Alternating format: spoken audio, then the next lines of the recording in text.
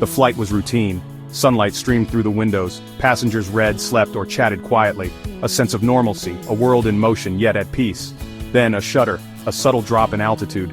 Whispers rippled through the cabin. The captain's voice, calm but firm, announced a technical issue. He assured us we were safe, but his words did little to quell the growing unease.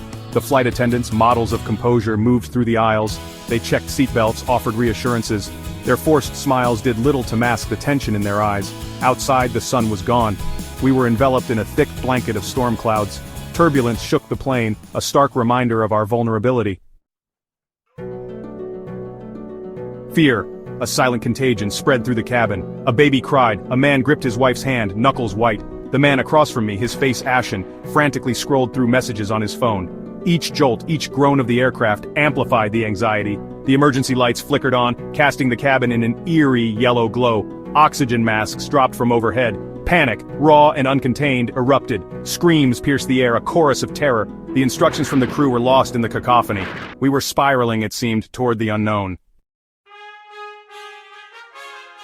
Through it all, the captain's voice remained steady, a beacon of hope in the storm. He calmly detailed the situation. Engine failure, emergency landing. His words, devoid of sugarcoating yet laced with a quiet confidence, cut through the panic. He was in control.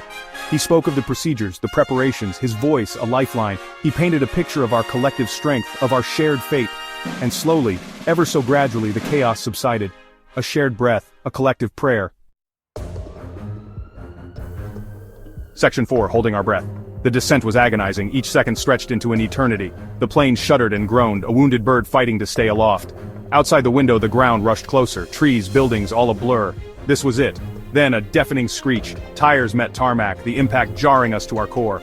The plane skidded, a terrifying dance of metal and asphalt. We were thrown forward against our restraints. The smell of burning rubber filled the cabin, but we were down. Section 5, touchdown and triumph, silence. Then, a wave of relief washed over us. Applause erupted, mixed with sobs of relief. We were alive, we had made it.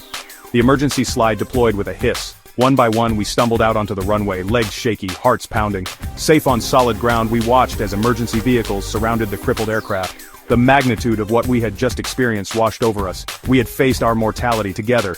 And in that shared experience we found a profound sense of gratitude, of resilience, of the enduring strength of the human spirit.